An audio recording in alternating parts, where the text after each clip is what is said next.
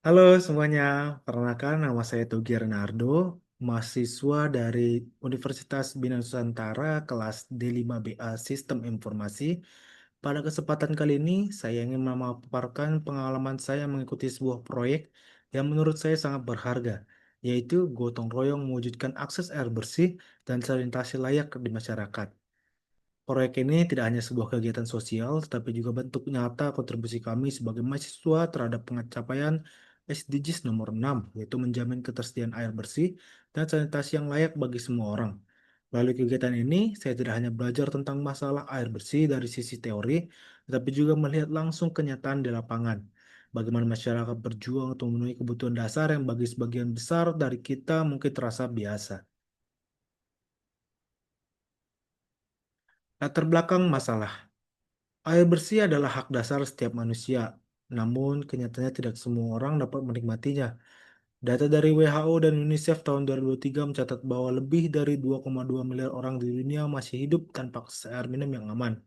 Di Indonesia sendiri, menurut BPS 2024, sekitar 28 juta penduduk belum memiliki akses terhadap air bersih dan sanitasi yang layak. Kondisi ini membawa dampak yang sangat serius. Kekurangan akses air bersih menyebabkan meningkatnya risiko penyakit menular seperti diare, kolera, dan tifus. Anak-anak menjadi kelompok yang paling rentan sehingga tingkat kesehatan dan kualitas pendidikan mereka ikut terhambat. Selain itu, beban rumah tangga menjadi lebih berat karena harus mengeluarkan biaya tambahan untuk pengobatan.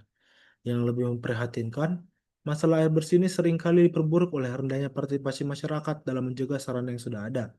Banyak fasilitas umum seperti MCK yang tidak layak karena kurangnya perawatan. Padahal dalam budaya kita, nilai gotong royong seharusnya bisa menjadi kunci untuk mengatasi masalah ini bersama-sama. Inilah yang menjadi alasan pentingnya proyek ini dijalankan. Dari latar belakang tersebut, kami merumuskan beberapa pertanyaan utama. Pertama, mengapa masih banyak daerah yang sulit mendapatkan akses air bersih?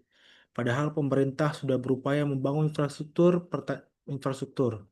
Pertanyaan yang kedua, apa penyebab rendahnya partisipasi masyarakat dalam menjaga fasilitas air dan sanitasi yang sudah dibangun?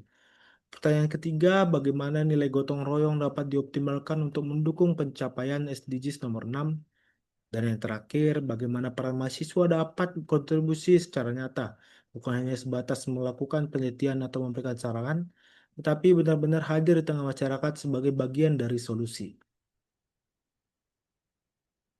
Ketika kami turun ke lapangan, kami menemukan beberapa hal yang cukup memprihatinkan.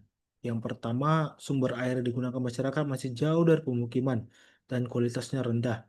Air yang tersedia seringkali keruh, tidak berbau segar, bahkan bercampur dengan limbah rumah tangga. Kedua fasilitas MCK di beberapa lokasi sudah rusak dan tidak layak pakai.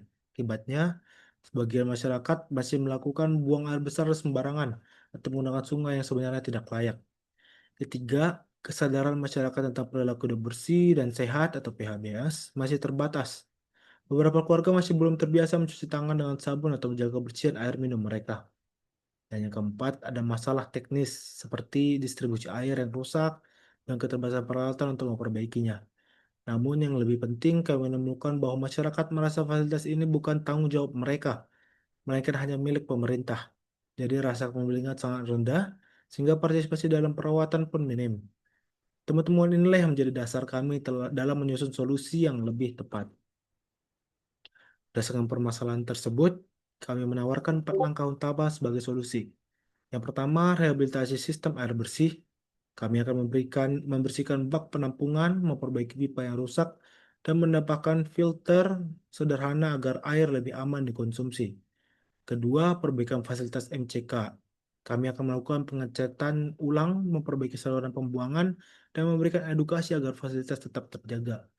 Ketiga, edukasi dan pelatihan PABS. Kami akan mengajak masyarakat, terutama anak-anak dan ibu rumah tangga, untuk belajar tentang pentingnya mencuci tangan, merebus air sebelum diminum, serta menjaga kebersihan lingkungan. Edukasi ini kami lakukan dengan pendekatan dialog interaktif agar mudah dipahami. Keempat, kami membentuk kelompok pengelola air berbasis gotong royong. Tujuannya agar masyarakat merasa memiliki fasilitas yang ada, sehingga mereka secara sukarela merawat dan menjaga keberlanjutannya. Kami ingin membangun mindset bahwa air bersih bukan hanya proyek sementara, tetapi bagian dari kehidupan sehari-hari yang harus dijaga bersama. Dari proyek ini, saya mendapatkan banyak pelajaran berharga. Saya menyadari bahwa persoalan air bersih bukan hanya tentang membangun infrastruktur, tetapi juga tentang menumbuhkan kesadaran dan rasa memiliki di kalangan masyarakat. Tanpa hal tersebut, sebaik apapun fasilitas yang diberikan dari pemerintah, pada akhirnya akan kembali rusak dan tidak digunakan. Saya juga melihat betapa kuatnya nilai gotong royong dalam kehidupan masyarakat Indonesia. Ketika masyarakat diajak untuk terlibat, mereka bisa bekerja sama dengan penuh semangat. Gotong royong bukan sekedar tradisi, tetapi energi kolektif yang mampu menciptakan perubahan nyata. Bagi saya pribadi, pengalaman ini menumbuhkan rasa tanggung jawab sosial yang lebih dalam. Saya belajar bahwa mahasiswa tidak boleh hanya menjadi penonton, mereka harus menjadi penggerak perubahan di masyarakat. Bahkan langkah kecil yang kami lakukan, seperti memperbaiki satu pipa bocor atau mengajak anak-anak mencuci tangan dengan sabun, ternyata bisa memberi dampak besar jika dilakukan bersama-sama.